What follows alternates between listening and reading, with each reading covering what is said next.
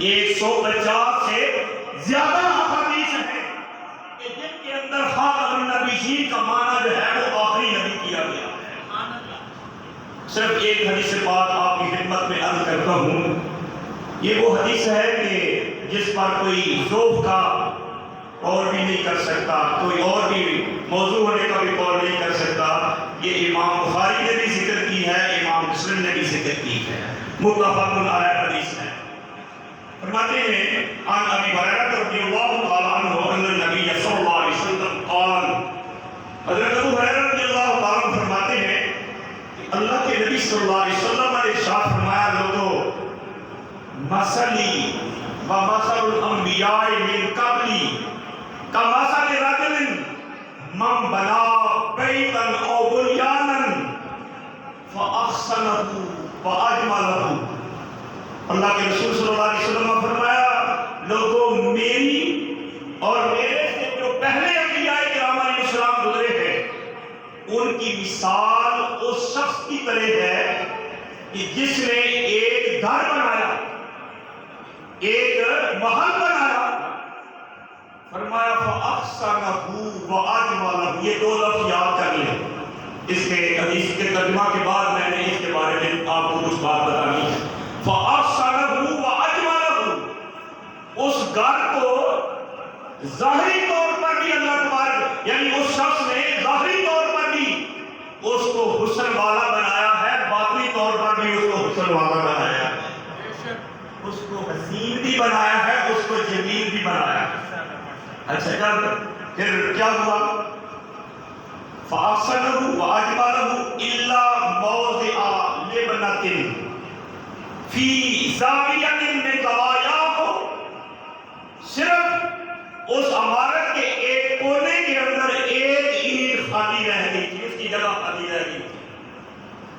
النَّاسُ يَطُوفُونَ، لوگ اس عمارت کے ارد گرد گھومتے ہیں، وَيَتَعَجَّبُونَ، اور اس کی عمارت کی تعریفیں کرتے ہیں۔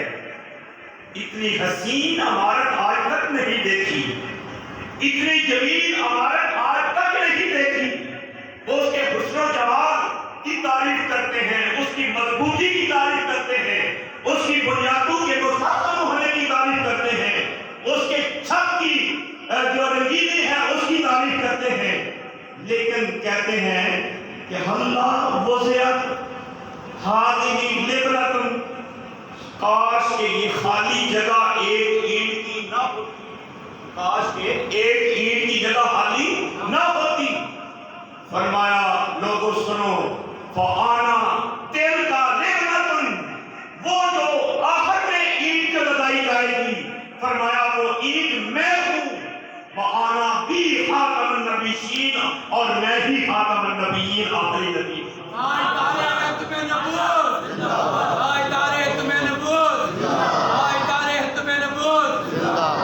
اچھا اب بات یہ ہے، اللہ کے رسول صلی اللہ علیہ وسلم نے جس قصر نبوت کی مثال دی ہے، جس قصر نبوت کے محل کی مثال دی ہے، اس کے اندر دو وصف بیان کیے، فَأَحْسَنَهُ وَأَجْمَلَهُ۔ وہ ذرا توجہ فرمائیے گا، بڑا ایک عظیم آپ کو میں ایک تحفہ دینا چاہ رہا ہوں۔ فَأَحْسَنَهُ وَأَجْمَلَهُ، وہ جو محل ہے اس کی ایک اینٹ جو ہے وہ حسین بھی ہے اور جمیل بھی ہے۔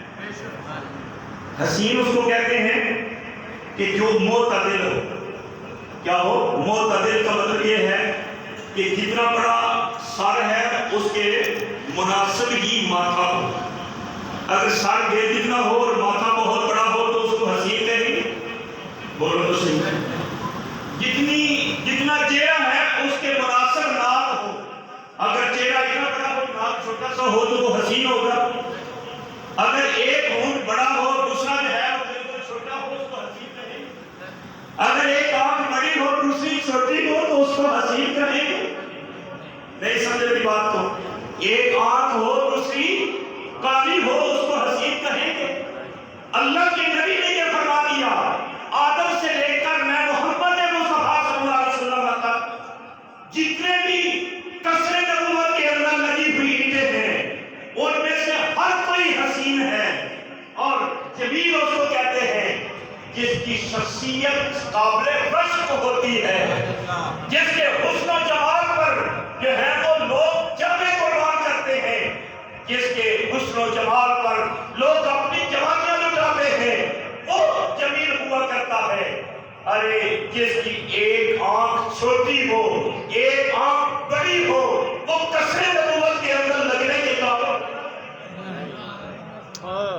اور جس کی ایک آنکھ جہاں سارے ہی حسین ہوں، سارے ہی جمیل ہوں۔ ہم اگر کوئی گھر بناتے ہیں، ہم کوئی اپنا گھر بنائیں، کوئی باتھ روم بھی بنائیں، تو اگر ہم اول ایک اینٹ لگا رہے ہیں تو کہتے ہیں یہ پہلے بھی اول ہی لگائی ہے تو ہم بھی اول ہی لگانی ہے، ایسے ہی ہوتا ہے۔ دوم ایک اینٹ جو ہے وہ ہم نہیں لگاتے۔ اگر ہم اپنے گھر میں دوم نہیں لگاتے تو اللہ کیسے لگاتا ہے؟ قصر نبوت میں اس نے جتنی بھی انبیاء کرام علیہ السلام کی صورت میں جتنی بھی اینٹیں لگائی وہ سب حسین بھی تھیں، سب جمیل بھی تھیں۔ جب وہاں سارے ہی حسین اور جمیل تھے، وہاں کانے کی کیا گنجائش تھی؟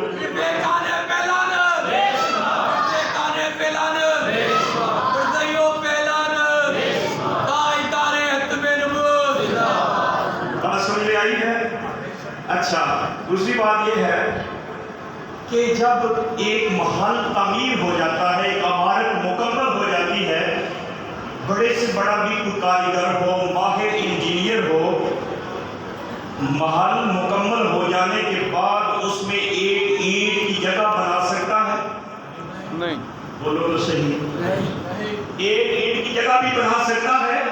نہیں بنا سکتا، سوائے اس کے کہ وہاں پر لگی ہوئی کسی اینٹ کو نکالا جائے اور اس کی جگہ پر کوئی دوسری اینٹ لگائی جائے۔ ارے آدم سے لے کر محمد مصطفیٰ صلی اللہ علیہ وسلم تک قصر نبوت کے اندر جو زینت ہے، ان میں سے کس کو نکالو گے اور کس کو نکال کر اس کانے اور لعنتی کو جگہ دو گے؟ ہمیں ایسے کسی شخص کی ضرورت نہیں ہے کہ جو پاک نبیوں کو نکال کر وہاں پر کسی کانے کے لیے ہے وہ جگہ کانے پیلانا، کانے پیلانا، سجاد کریمی صاحب، سجاد کریمی صاحب، قاری انجم صاحب، قاری انجم صاحب۔ حاضرین محترم، یہ چند ایک باتیں میں نے آپ کی خدمت میں عرض کی ہیں۔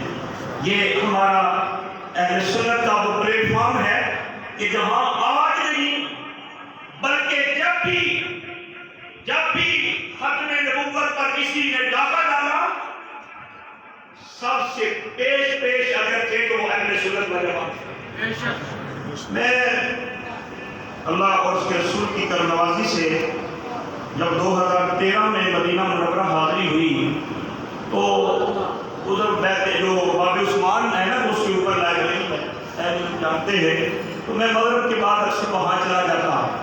ذوق ہے کیونکہ ہم پڑھنے پڑھانے والے لوگ ہیں تو دوسرے چوک چلے جاتے، جا کے کتابیں کھول کر بیٹھ جاتے۔ وہاں ہم بیٹھے ہوئے تھے، میں بیٹھا ہوا تھا تو کچھ لوگ ان کے ڈاکٹر مدینہ یونیورسٹی کے پروفیسر حضرات جو ہیں نا وہ دور سے بیٹھے ہوئے تھے۔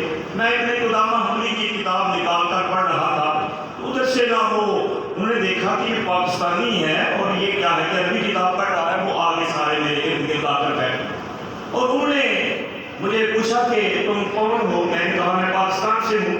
میں نے کہا کہ وہ بریلوی یا یہ میں نے کہا کہ یہ آپ کیوں ایسا پوچھ رہے ہیں؟ آپ نے اہل سنت، میں اہل سنت میں سے ہوں۔ کہنے لگے اہل سنت بریلوی؟ میں نے کہا ہاں، آپ کو بریلوی سے بڑی تکلیف ہے، کیوں کہ میں نے کہا کہ بات یہ ہے کہ بریلی شریف ایک ہندوستان کے اندر شہر ہے، وہاں امام اہل سنت امام احمد رضا خان فاضل بریلوی رحمۃ اللہ علیہ پیدا ہوئے ہیں۔ ان کی نسبت کی وجہ سے ہم بریلوی کہلاتے ہیں، ورنہ ہم مسلک کے اعتبار سے اہل سنت و جماعت ہیں۔ انہوں نے کہا، وہ کہنے لگے ہیں، انہوں نے میرے سامنے علامہ احسان اللہ ظہیر کی کتاب ایل سی ڈی پر لگا دی اور اس میں سے وہ صفحہ نکال کر میرے سامنے جو ہے رکھ دیا جس میں عربی کے اندر وہ اس نے کتاب لکھی تھی، جس میں یہ لکھا ہوا تھا کہ امام احمد رضا خان فاضل بریلوی رحمۃ اللہ علیہ، ہم تو یہ ایسے کہتے ہیں، تو اس نے اپنے الفاظ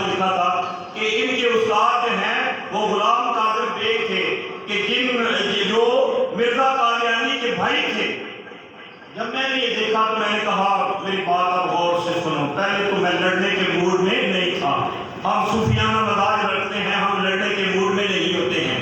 لیکن جب کوئی ہمارے اہل حق کو للکارتا ہے تو کہیں بھی ہو ہم پھر اس کو ایسے نہیں جانے دیتے جب تک اس کی مراد پوری کر کے نہ دی جائے. میں نے اسے کہا سنیے, غلام قادر بیگ وہ اور تھا جو غلام قادیانی کا بھائی تھا, اور یہ شخص جو امام احمد رضا خان فاضل رحمۃ اللہ علیہ کے استاد تھے, اس کا نام بھی غلام قادر بیگ تھا. یہ اور تھے. لیکن اتنی بات بتانے کے بعد میں نے ان کو کہا سن لیجئے, جس ہستی پر آپ یہ تہمت لگا رہے ہیں کہ انہوں نے دین قادیانیوں سے سیکھا ہے, تم سن لو, میں جلدے کی چوک پر کہتا ہوں کہ جب مرزا قادیانی نے اس دنیا کے اندر اپنی قادیانیت کی گندگی کا گند پھیلانے کی کوشش کی, جس ہستی نے اس پر سب سے پہلے فتویٰ لگایا تھا وہ امام اہل سنت امام احمد رضا خان فاضل رضی اللہ عنہ.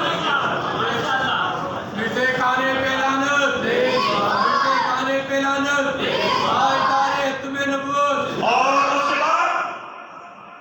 اس کے بعد اعلیٰ حضرت گولوی پیر علی شاہ صاحب رحمۃ اللہ علیہ, پیر سید جماعت علی شاہ صاحب محدث سید رحمۃ اللہ علیہ, اور بڑے بڑے اکابر اصحاب حتیٰ کہ مرد کیا عورتوں نے بھی حق نبوت کے لیے اپنے بچوں کو قربان کر دیا. اور ایک بات جو اکثر ہمارے پلیٹ فارم پر بیان نہیں ہوتی, جس کی تشنگی میں محسوس کرتا ہوں, وہ یہ ہے کہ اس سلسلہ تو ذہب کے اندر جن ہستیوں نے ختم نبوت کی خدمات سر انجام دی ہیں, ان میں ایک ہستی کو جو ہے وہ بھول جاتے ہیں.